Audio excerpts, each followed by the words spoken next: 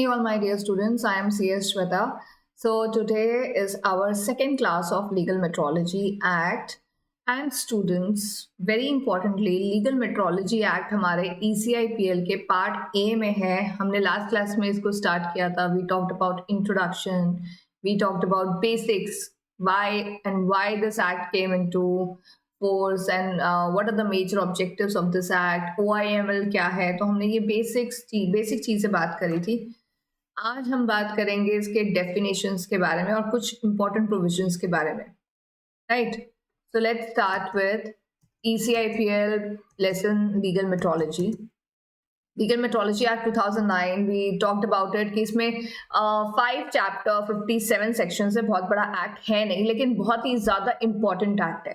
ठीक है ना? अगर आप प्रैक्टिकल पर्सपेक्टिव से देखोगे तो वेट्स, मेजर्स, ये ऐसी चीजें हैं जो हमारे डे के बिगिनिंग से लेकर ही स्टार्ट हो जाती हैं, right? Like we go in the morning to buy milk, तो हमें बताना होता है कि हमें 1 लीटर दूध चाहिए, 5 लीटर दूध चाहिए, एज द केस में भी. ठीक है, जितना भी चाहिए, जितना भी आपको परचेज करना है. आपको वेजिटेबल खरीदना है तो आप 1 किलो प्याज, 4 किलो टमाटर, जो भी. वही, अब ये नहीं कि नहीं मैम हमारे घर तो 1 किलो नहीं आता, but anyway my point is कि आप शुरू मॉर्निंग से ही वेट्स. अभी कितने लोग सुबह सुबह वेट, अपना खुद का वेट चेक करते हैं? अच्छा, हम कितना हमने गेन करा, रिड्यूस करा, राइट? तो हम मतलब मॉर्निंग से ही हमारा वेट और इन सब चीजों पे स्टार्ट हो जाता है, वेट एंड मेजर्स पे, राइट? तो ये this act is very important act from the practical perspective. It has 5 chapters and 57 sections, right? तो 5 चैप्टर्स और 57 सेक्शंस का ये एक्ट है, जिसमें हमने अभी तक तो सिर्फ बेसिक बात करी है कि क्यों ये एक्ट बना था, इसका ऑब्जेक्टिव क्या है. आप खुद भी अगर एक दिन भी अगर आप सोचे अपने आप को, आप ऐसे ही सोच लीजिए कि ये एक्ट नहीं है, वेट्स मेजर्स करके कोई चीज नहीं है, कोई केजी, एमएल, लीटर, कुछ नहीं है, तो आप मुझे बताएंगे कि कॉमर्शियल ट्रांजेक्शंस कैसे हो पाएंगी? कैसे हो पाएंगे बताओ. अगर आपके पास कोई सॉल्यूशन है तो बताओ. हालांकि weights and measures act 1976 and we had standard weights and measure enforcement act 1985, पर इन दोनों को रिप्लेस कर रहा है लीगल मेट्रोलॉजी एक्ट 2009, राइट? तो हमने ये सारी बातें लास्ट क्लास में करी थी. In fact I told you to imagine your one day without weights and measures. So it is very difficult. So from this you can understand that how practical this chapter is, how important this chapter is, है ना? तो ऐसा नहीं है, कुछ बच्चों को लगता है सीधा 2009 में ही वेट्स मेजर्स आए. नहीं भाई, वेट्स मेजर्स सिर्फ 2009 में नहीं आया है. ये रिप्लेस कर रहा है 2 बड़े ही इंपॉर्टेंट एक्ट्स को. इनफैक्ट आप खाली वेट्स एंड मेजर्स, खाली एक प्रोडक्ट के वेट्स एंड मेजर को ही नहीं, प्लस इंस्ट्रूमेंट्स को भी इस एक्ट में बात करी गई है. इंस्ट्रूमेंट्स, अभी इंस्ट्रूमेंट्स हम देखते हैं वेट्स और मेजर्स का, मतलब एक स्टैंडर्ड दिखता है हमको, है ना? जैसे पहले के टाइम में वो तराजू से होते थे. आज भी अभी सब्जी वाला जब आपसे सब्जी लेता है तो यहाँ पे वो सब्जी रखता है आपकी, यहाँ पे वेट्स रखता है एंड आपको उससे मेजर होता है कि 1 किलो है कि 2 किलो है कि 1.5 किलो है. अब एक बात बताइए, आपने बोला मुझे ना 35 ग्राम चाहिए, 35 ग्राम. वो कहेगा भाई मेरे पास 35 ग्राम तो नहीं है. 35 ग्राम सब्जी वाले के पास तो नहीं मिलेगा. हाँ, आपको ज्वेलर के पास मिलेगा, 10 ग्राम भी मिलेगा, 20 ग्राम भी मिलेगा, पर सब्जी वाले के पास तो नहीं है ना. उसके 500 ग्राम है, 500 ग्राम के है, 1 किलो का होगा, है ना? तो ये जो वेट वो यहाँ रखता है, ठीक है ना, ये जो वेट वो यहाँ रखता है भारी सा, वो 500 ग्राम का, और यहाँ पे आपकी सब्जियां तोलता है ना? तो ये भी तो वेट्स, एक तो ये इंस्ट्रूमेंट है वेट्स मेजर करने का, दूसरा ये पर्टिकुलर वेट है जो प्रिस्क्राइब करा है गवर्नमेंट ने कि ऐसे होना चाहिए. ठीक है, so government is not only given you the weights and measures as per OIML, they have also given to you the instruments, उनकी मेजरमेंट. जो आप वेट मेजर कर रहे हो अगेंस्ट उस जो जिस चीज के अगेंस्ट मेजर कर रहे हो, ये जो क्या बोलते हैं इसको, वेट्स ही बोलते हैं हम लोग इंग्लिश में, तो है ना? तो ये वेट्स जो होते हैं ये सब प्रिस्क्राइब करे गवर्नमेंट ने. ज्वेलर कैसे करेगा, and then vegetable seller, then normal grocery वाला के पास कैसे वेट्स मेजर होगा, वो कौन से इंस्ट्रूमेंट यूज करेगा, वो इंस्ट्रूमेंट जिससे वो मेजर कर रहा है वो इंस्ट्रूमेंट सर्टिफाइड है या नहीं, है ना? तो बहुत जरूरी है। अभी अभी देखो लोग घपला कर सकते हैं, ये कंटेनर है 1 लीटर का, इसमें मेजर हो रहा है 1 litre oil, suppose 1 litre oil measure करके इंसान दे रहा है, ये नीचे से ऐसे ऊपर मतलब खोखला सा है और इसका इसका जो नेट वेट आता है वो खाली 750 ml ही आता है या 700 ml ही आता है। तो आप बताइए ये धोखा नहीं है कस्टमर के साथ? आप समझ रहे हैं कि वेट्स एंड मेजर। अब हमने कुछ मूवीज में भी देखा हुआ है कि वो ना चुंबक लगा देते हैं ताकि कुछ चीजें चिपक जाएं और नेट वेट कस्टमर को कम ही मिले, है ना? तो ये सब चीजें क्या है? आई थिंक ये एक नायक मूवी का एक सीन है ना, जहाँ पे वो वेट्स एंड मेजर्स को लेके इंस्ट्रूमेंट देखते हैं और किसी का बताते कि अरे ये तो इसमें तो क्या ही आता है, ये तो लूट रहे हैं कस्टमर को। तो government has to make sure कि इंस्ट्रूमेंट्स भी, जो इंस्ट्रूमेंट जिनसे वेट मेजर हो रहा है प्रोडक्ट्स का, वो इंस्ट्रूमेंट्स भी सर्टिफाइड होने चाहिए, वो इंस्ट्रूमेंट भी as per prescribe by government होने चाहिए। ठीक है, अगर नहीं होंगे तो that means this is also not for benefit of the consumer. Consumer he and में क्या हो रहा है, लूट रहा है, वो कंज्यूमर ही लूट रहा है। वो सोच रहा है मैं 1 लीटर चीज ले रहा हूँ, आ रही 750 ml है, या मेरे को लग रहा है मैं 5 किलो चीज ले रहा हूँ पर आ रही खाली 4.5 किलो है। तो कहीं ना कहीं कंज्यूमर जो है वो सफर कर रहा है ना? और जब कंज्यूमर की ऐसी बातें हम सुनते हैं तो कंज्यूमर प्रोटेक्शन एक्ट भी हमें याद आता है। तो legal metrology act is very much related to protection of consumer, है ना? आप खुद सोचो, नहीं तो क्या जरूरत है, चलो वेट्स मेजर से बता दिया हुआ है एमएल के हिसाब से, क्या जरूरत है ये इंस्ट्रूमेंट्स और उनकी सर्टिफिकेशन देखने की? The end objective is what? Consumer benefit, consumer की प्रोटेक्शन। ये देखो यहाँ पे हमने पढ़ा भी था, प्रोटेक्ट कंज्यूमर, ट्रेड रेगुलेट करने के लिए, स्टैंडर्ड्स बनाने के लिए, एक जैसा स्टैंडर्ड होना चाहिए भाई पूरे देश में, राइट? इक्विटेबल ट्रेड, एक इक्वालिटी, ऐसा नहीं कि कहीं पे कुछ गलत हो रहा है। मेट्रिक सिस्टम को रैशनलाइज करने के लिए कि देयर इज नथिंग लाइक, अभी जैसे हम किलोमीटर्स में जाते हैं, there is nothing like decimal system भी हमारे है देश में, पर डेसिमल सिस्टम आपको रोड्स पे नहीं दिखता। आप कहीं जा रहे हैं, आपको 500 किलोमीटर दिखा रहा है, अब 250 किलोमीटर हो गया, अब 200 किलोमीटर हो गया, तो कैसे नहीं दिखाता 200.20 मीटर, ऐसा नहीं, डेसिमल्स में दिखाता। कुछ जगह पे जहां पे डेसिमल्स में होना चाहिए, जहां पे हम एलिवेटेड जगह पे जाते हैं वहां डेसिमल्स में होता भी है, बट जनरल रोड्स पे हमें डेसिमल सिस्टम नहीं दिखता। तो मेट्रिक सिस्टम को रैशनलाइज करने का भी एक ऑब्जेक्टिव है लीगल मेट्रोलॉजी का। तो ये हमने लास्ट क्लास में काफी बात कर ली थी लीगल मेट्रोलॉजी के बारे में। We also talked about OIML, ऐसी संस्था जिसने जिसका मेंबर स्टेट इंडिया भी है, एंड यहाँ पे भी वो सारे रिकमेंडेशंस फॉलो होते हैं जो OIML ने दिए हैं। तो OIML द्वारा सर्टिफाइड मेजरिंग इंस्ट्रूमेंट्स होने चाहिए। यहाँ कह रहे हैं कि आपके, मैंने बोला ना जैसे हम वेट्स पे तो है ही मेट्रोलॉजी एक्ट, प्लस इंस्ट्रूमेंट्स के ऊपर भी OIML ने भी और एक्ट ने भी बात करी है। ठीक है, सो मैन्युफैक्चरर जो है वो सर्टिफिकेशन ले कि उसने ये मैन्युफैक्चर करा ये इंस्ट्रूमेंट, तभी तो एक वो आएगा ना, क्या बोलोगे आप, एक यूनिफॉर्मिटी आ पाएगी। ऑब्जेक्टिव्स हमने लास्ट क्लास में बात कर ली थी। आज जो हमें बात करनी है वो है definitions. So let's talk about definitions. Definition देखो हम हर एक्ट से पहले पढ़ते हैं, एग्जाम में बहुत बार एकदम डायरेक्ट नहीं पूछता, लेकिन हमें डेफिनेशंस पता होनी चाहिए। ठीक है, सो पहला डेफिनेशन है dealer. Dealer in relation to any weight और मेजर। अभी देखो लीगल मेट्रोलॉजी एक्ट है तो इसके डीलर का डेफिनेशन क्या है? Dealer is not somebody. अभी डीलर के डेफिनेशन और एक्ट में भी दिए गए हैं, लेकिन यहाँ पे डीलर का डेफिनेशन क्या है?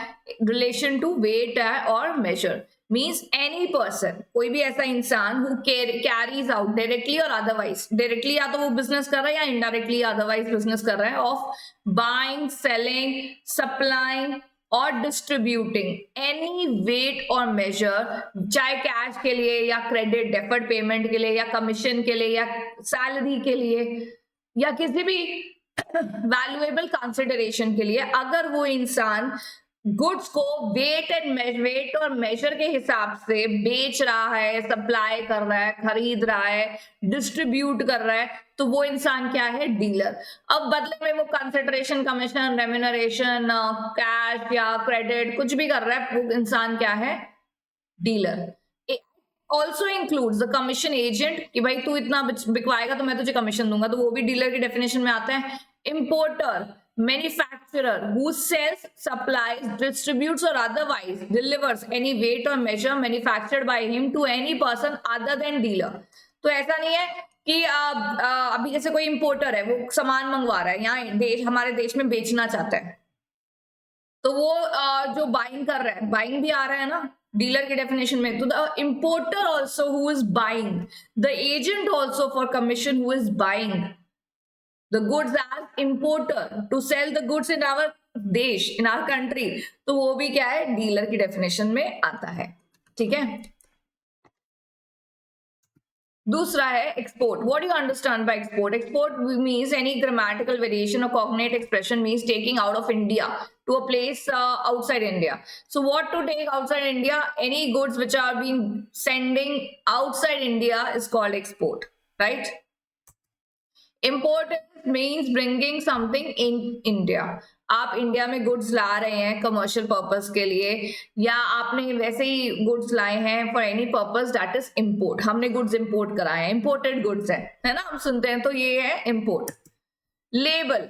Label means any written, mark, stamp, printed or graphic matter affixed to appearing upon pre-packaged commodity. अगर ये आपको ठीक से दिख रहा है, आप जरा यहाँ देखिए. Written, mark, stamp, printed और graphic matter, label. अभी बॉटल्स के ऐसे पूरा ऐसे लेबल लगा होता है ना प्लास्टिक का, उसके ऊपर लिखा होता है अबाउट क्या प्रोडक्ट है, उसका एक्सपायरी क्या है, उसके कुछ कॉशन है तो वो क्या है, etcetera etcetera.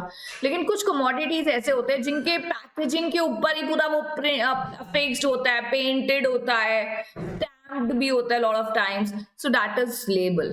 That also is included in label, right?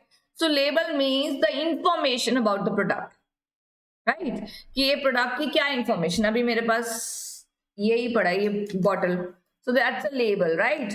So ये जो एक information दे रहा है about a pre-packaged commodity, that is label. So what is pre-packaged commodity? देखो अब ऐसी commodity जो खुद तुम्हारे सामने बनी है, पैक हुई है. सपोजिंगली आप घर से बाहर जाते हो, आपने कुछ पैक करवाया, आपने अपना समोसे पैक करवाया, अपने घर वालों के लिए कुछ गुड्स पैक करवाया अपने सामने. अच्छा ये कर दो, इतना मीठा डाल दो, ज्यादा तीखा मत डालो, या ऐसा कर दो वैसा कर दो, राइट? तो that's not a pre package commodity, क्योंकि वो आपके सामने बनी है. प्री पैकेज कमोडिटी मीन्स जो आपके एब्सेंस में बनी है ना. मतलब कस्टमर इज नॉट देयर जब उसके सामने पैक हुई है चीज, तभी तो कस्टमर को सारी इंफॉर्मेशन होनी चाहिए वाया लेबल, राइट? आगे देखते हैं.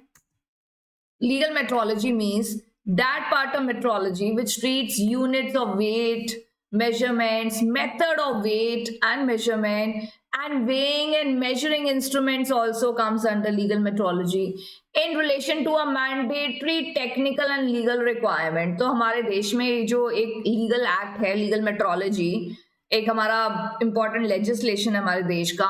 सो इसमें लीगल रिक्वायरमेंट बता रहे हैं कि जो लोग वेट्स एंड मेजर्स में हैं उनका कैसे उनके लिए कौन कौन से प्रोविजन अप्लाई होते हैं, which have a object of ensuring public guarantee from a point of view of security, accuracy of weights and measurements. बहुत जाहिर सी बात है, एक बार सोच के देखिए ना, आप कोई चीज खरीद रहे हैं, वही प्री पैकेज कमोडिटी, उसके ऊपर लिखा होता है नेट वेट कितना है, पर ग्राम आपको क्या क्या रिक्वायरमेंट मिलेगी, मतलब कितना प्रोटीन, कितना फैट, ऐसा करके पूरा न्यूट्रिशनल वैल्यू दिया होता है. फिर आपको एक्सपायरी, मैन्युफैक्चरिंग डेट दी होती है, इसके कंटेंट्स दिए होते हैं, कौन सी चीज कौन सा इंग्रेडिएंट सबसे ज्यादा है, कितने क्वांटिटी में है, वो दिया होता है, right? So these are the legal requirements that needs to be complied by the manufacturer, by the seller, by the dealer. इन सब के लिए ये legal requirement है जो इनको पूरी करनी है if you are into weights or measures. अब आप कहोगे मैम सारे प्रोडक्ट्स ही फिर ऐसे हुए, अभी कोई भी प्रोडक्ट जा रहा है तो उस पे वो उसका वेट मेजर तो होगा ही होगा. बिल्कुल सही बात है, I don't deny that, absolutely right. Manufacturer कौन है? Manufacturer in relation to any weight और मेजर, बार बार बोल रहे हैं इन रिलेशन टू वेट और मेजर, क्योंकि मैन्युफैक्चरर की डेफिनेशन और भी एक्ट्स में दी गई है, बट यहाँ पे आपको क्लियरली पता है इन रिलेशन टू वेट्स और measures means a person who manufactures weights और मेजर्स वही जो सब्जी वाले के जो एक साइड पे मैं बोल रही थी कि इतना 1 किलो 1.5 किलो रख दिया जाता है, वो दूसरी साइड पे सब्जियां रखी जाती है, वो जो तोला जाता है तराजू टाइप्स में। तो ये जो वेट है, अभी अभी ध्यान से सुनो, अभी ये तुम्हारी सब्जी यहाँ पे वेट हो रही है। अरे यार कितनी ड्राइंग बनानी पड़ती है, नेक्स्ट टाइम ना मैं वो क्लिप आर्ट में लेकर ड्राइंग बना के आऊंगी, वो क्लिप आर्ट डाउनलोड करूंगी, नहीं तो भाई मैं नहीं बना सकती ऐसे ड्राइंग्स तो बिल्कुल। ठीक है, तो यहाँ पे बनी हुई है सब्जी, यहाँ पे पड़ी है सब्जी, अभी कोई भी सब्जी इमेजिन कर लो, यहाँ पे पड़ा है वेट 1 किलो का। अभी ये 1 किलो सब्जी जिस वेट के अगेंस्ट मेजर हो रही है, क्या ये वेट जो खुद 1 किलो का वेट लिखा है इसके ऊपर, क्या ये सही है? अगर ये 1 किलो का है तो इसको भी किसी 1 किलो के साथ जरा मेजर करके देखो, अभी ये जिसके साथ मेजर करो उसको किसी के साथ मेजर करके देखो, ऐसे यही काम करते रहोगे? बताओ यही करते रहोगे? सब्जी वाले को बोलेगे नहीं नहीं नहीं तेरा ये जो मेजरिंग है ना ये 1 किलो का है ही नहीं। सब्जी वाला कहेगा अच्छा फिर अपना 1 किलो का कुछ ले आओ, वो लेकर तुम लेकर आ गए अंदर से 1 किलो चावल, अच्छा ये इसको मेजर करके देखो। अभी ये जो मेजरिंग वेट्स होते हैं, मेजर्स होते हैं, इनको भी तो किसी ने मैन्युफैक्चर ही किया होगा ना। अभी ये जो क्या बोलते हैं इसको हिंदी में ना, कुछ बोलते हैं, मैं आई जस्ट फॉरगॉट,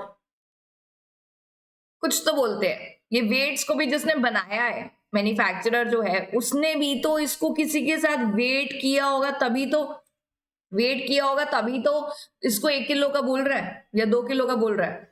तो ये जो मैन्युफैक्चरर होते हैं ना, ये पर्टिकुलर गाइडलाइंस फॉलो करते हैं लॉ की, उसके हिसाब से ही मैन्युफैक्चर करते हैं वेट्स और मेजर्स।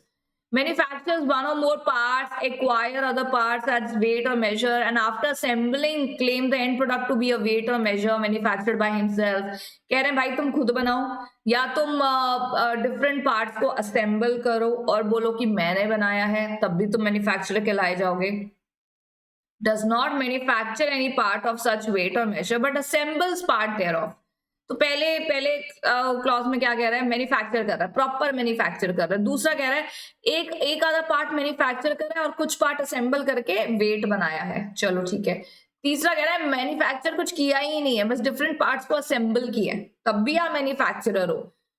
फोर्थ कह रहा है पुट्स और causes to be put his own mark on a complete weight और मेजर, मतलब बना कोई और ही रहा है कंप्लीट प्रोडक्ट, आपने असेंबल भी नहीं किया, कुछ नहीं किया आपने बस उससे लेकर उसके ऊपर क्या लगा दिया, अपना लेबर, अपना वो लगा दिया, अपना मार्क लगा दिया, जैसे होते नहीं कि हाँ this belongs to this enterprise, तो आप तब भी मैन्युफैक्चरर कहलाए जाओगे as the case may be, right. So this is the definition of manufacturer which is divided into 4 parts. Then we have protection. Protection has to mean the utilization of reading obtained from any weight or measure for the purpose of determining any step which is required to be taken to safeguard the well-being of any human being or animal, or to protect any commodity or vegetation, whether individually or collectively. Protection. What do you mean by protection? Protection means utilization of reading obtained from any weight.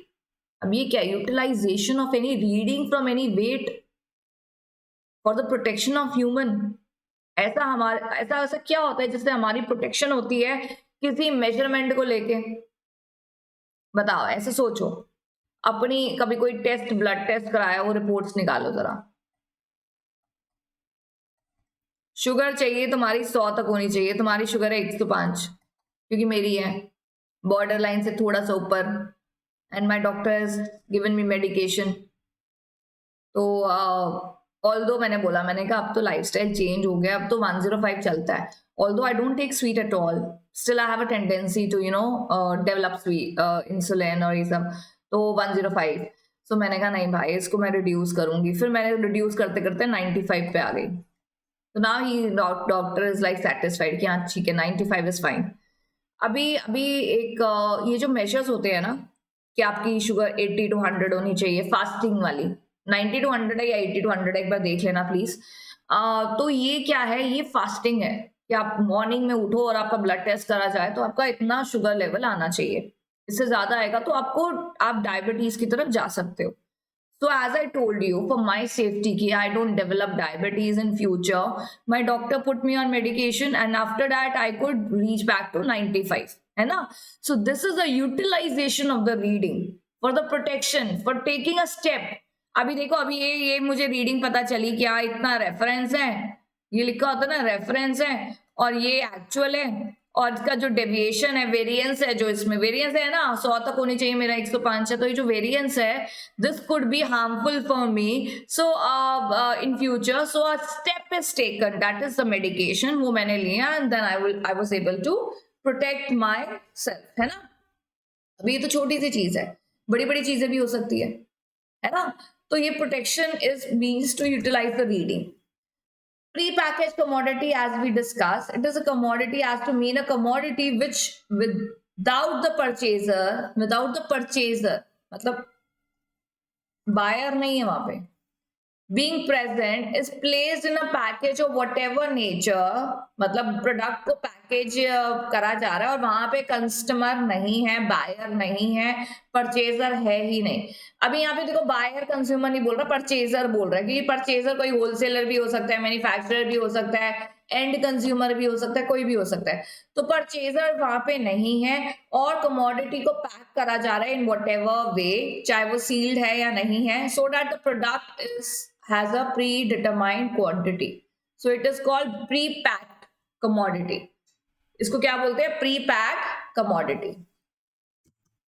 then a person में सारी चीजें include करी हुई है। person includes a Hindu undivided family, department office, organization of government, local authority, company, firm, individual, association of person, trust constituted, every cooperative society, every other society registered under society registration act 1860। सो यहाँ पे अगर आप देखेंगे तो सारे person, मतलब person को बहुत ही ब्रॉडर डेफिनेशन दी गई है और कहा गया है कि पर्सन की जब बात हो तो ये सारे पर्सन की डेफिनेशन में आते हैं। Then we have premises. What do you understand by premises? वैसे तो हमें प्रीमाइसेस का क्या मतलब पता है। प्रीमाइसेस मींस जगह, है ना। तो प्रीमाइसेस में क्या क्या आ रहा है यहाँ पे as per legal metrology act? Place जहाँ पे आपका बिजनेस, इंडस्ट्री, प्रोडक्शन या कोई भी ट्रांजेक्शन हो रही है with respect to the main person और the agent by whatever name called, including a person who even carries on business in the premises, is that place will be called as a premises। हमारी जगह तो, अब हमारा घर है, हमारा घर तो premises नहीं कहलाया जा रहा। Why? Because हमारे घर में कोई business transaction नहीं हो रहा, right? Warehouse, godown या any other place जहाँ पे weights और measures या ऐसे good store हैं जो weights and measures के हिसाब से दिए जा रहे हैं, that is a premises। Very much sure. अभी यहाँ पे अगर सपोज मैं किसी वेयर हाउस में बैठी हूँ और यहाँ पे कुछ नहीं पड़ा तो ये प्रीमाइसेस नहीं है, बट यहाँ पे गुड स्टोर है, क्योंकि हम स्टोर ही तो है, तो प्रीमाइसेस कैसे हो गया? व्हाई? बिकॉज जब ऑर्डर आता है तो ये गुड्स को वेट करके भेजा जाता है, तो प्रीमाइसेस है, ठीक है। Any place where any books of accounts और document pertaining to any trade are kept, that is also premises. Because जब कोई चेकिंग होता है प्रीमाइसेस का तो हमें पता होना चाहिए इसकी डेफिनेशन में क्या क्या आता है। तो ऐसी कोई ऑफिस भी है छोटा सा, 8 बाय 8 का रूम है एंड वहां पे कोई ऑफिस है और वहां पे सिर्फ और सिर्फ डॉक्यूमेंट्स पड़े हैं और सिर्फ अकाउंट्स पड़े हैं, वो भी प्रीमाइसेस कहलाया जाएगा। dwelling house, if any part thereof is used for the purpose of carrying on any business, industry or production or trade, any house जहाँ पे कोई बिजनेस एक्टिविटी होने वाला है या हो रहा है या प्रोडक्शन ट्रेड हो रहा है, ड्वेलिंग हाउस है, वो भी प्रीमाइसेस की डेफिनेशन में आएगा। कोई भी व्हीकल, वेसल, पानी के अंदर कोई mobile device means a place, a structure which can be moved from one place to another, this will also be called as a premises, ठीक है ना। Then we have a definition of, just a second,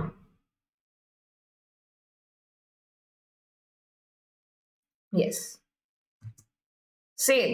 sale with the grammatical variation cognate expression, this you will find in all the definition, means transfer of property in any weight, measure or goods by one person to another for cash, for deferred payment। या आपने cell of goods act में भी पढ़ा होगा commercial law में कि sale means when the ownership of the goods is given by one person to another person, that is sale of goods act, right? लेकिन यहाँ पे भी ऑलमोस्ट वही बात कर रहे हैं, लेकिन यहाँ पे that is in relation to weights और measure। जब कोई goods को weights measure करा जाता है और दिया जाता है उसका ओनरशिप दूसरे इंसान को, that is called as sale, but does not include a mortgage, hypothecation or a charge or pledge of such weight or measure. Mortgage आपको पता है गिरवी रखना, hypothecation भी और चार्ज प्लेज ये सब कहीं ना कहीं गिरवी के ही टर्म्स है, बट यहाँ पे क्या है ना, मॉर्गेज होता है इमूवेबल प्रॉपर्टी को गिरवी रखना, प्लेज होता है मूवेबल प्रॉपर्टी को गिरवी रखना, हाइपोथिकेशन होता है जहां पे आपने कोई चीज इंस्टॉलमेंट में ली है और वो तब तक आपके नाम पे नहीं होगी जब तक आप लास्ट इंस्टॉलमेंट पे नहीं कर देते हो। चार्ज होता है जैसे हमने कंपनी लॉ में पढ़ा कि इन गुड्स पे चार्ज है, मतलब अगर हम पे नहीं करेंगे तो ये गुड्स हमारे कॉन्फिस्केट हो सकते हैं। So these all are related to somehow, कहीं ना कहीं ये मॉर्गेज से रिलेटेड टर्म्स ही हैं, बट थोड़ा थोड़ा थिन लाइन डिफरेंस है, तो ये इसमें नहीं आता है। Sale means transferring of goods from one person to another. Then we have a definition